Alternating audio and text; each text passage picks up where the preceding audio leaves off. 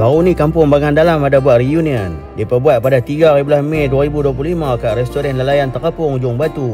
Mereka kata program ni kira anjuran Jawatankuasa reunion anak Kampung Bangan Dalam. Pengurusi dia nama Haji Abdul Nizar Makno. Sekali dengan pengurusi Masjid Bangan Dalam nama Haji Nasir Osman. Tok Imam Masjid Bangan Dalam Haji Muhayyadi Cik Din. Setiausaha program Syahrudin Abdul Manap. Penolong setiausaha Muhammad Aminuddin Baki. Bendahari Haji Muhammad Nazri Yusof. Dan semua AJK Masri Ismail, Zainul Husin, Haji Wan Muhammad, Muhammad Kamal Surya, Hajah Nursia, Hajah Rafiah dan Hajah Hashimah binti Yusof. Program reunion anak Kampung Bangan Dalam untuk tahun 2025 ni mereka kata ramai yang sudah turun main buat ramai. Mereka kata dalam 300 orang lebih ke yang main baru ni. Reunion ni mereka buat pasal mereka nak kumpul semua sekali anak-anak Kampung Bangan Dalam ni. Yang lah ni mereka sudah pindah duduk kat merata tempat. Mereka main ni pasal mereka nak ingat balik kenangan mereka dulu masa mereka biasa duduk kat Bangan Dalam. Reunion ni mereka start dengan ucapan pengurusi program Haji Abdul Nizar Makno. Lepas tu ucapan oleh Tuan Haji Abu Bakar bin Nur yang menceritakan tentang sejarah pembukaan Kampung Bangan Dalam ni dulu oleh Syekh Akil Muhammad pada tahun 1765. Lepas tu ceramah pengkisahan sejarah dan warisan Bangan Dalam oleh Tuan Haji Dahlan Fazil yang menceritakan pasal sejarah asal dulu kala yang kat area Seberang Perai. Lepas tu perasmian reunion anak Kampung Bangan Dalam ni dipanggil oleh ahli Dewan Negara yang berhormat Tuan Amir Mat Ghazali untuk main rasmi program ni. Mereka beritahu Bangan Dalam ni dulu memang dahsyat Orang Bangan Dalam dulu mereka dipanggil orang ni Mat, Maisat. Ada setengah orang tempat mereka panggil ni Mat, Maisat. Yang urko mereka panggil ni bro. Tapi Bangan Dalam tak panggil bro. Tapi kalau hampa nak tahu nak hantu Bangan Dalam ni mereka dipanggil ni Mat. Ni Mat, ambil main sini saat je kena sebat.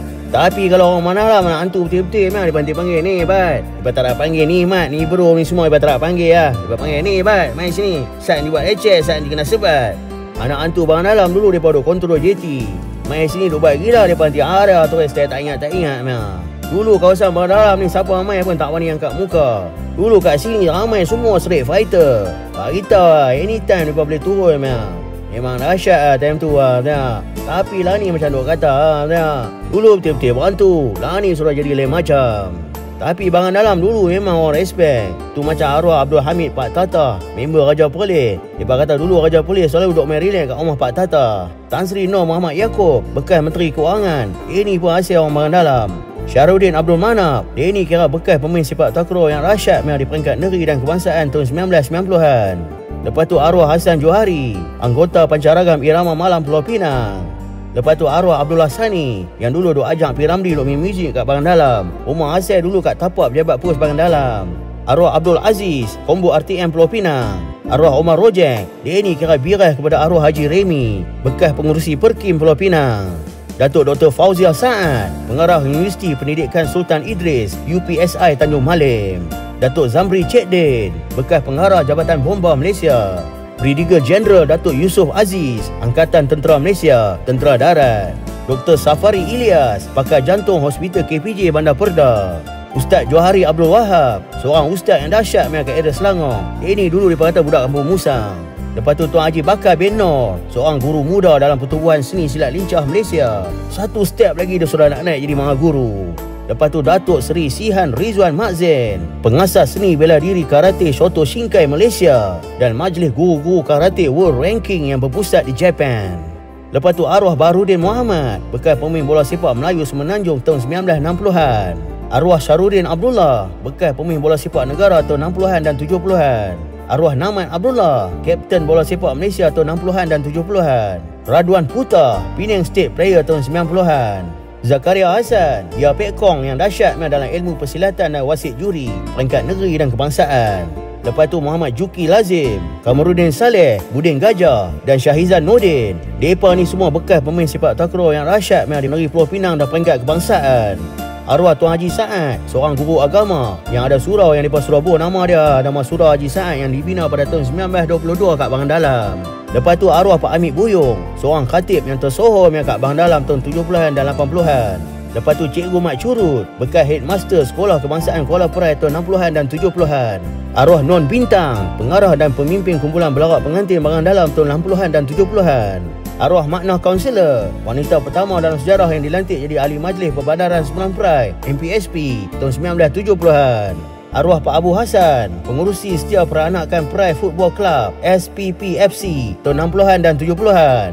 Lepas tu arwah Haji Yahya Arsyad, Haji Keria, pengasas Koperasi Anak Barang Dalam.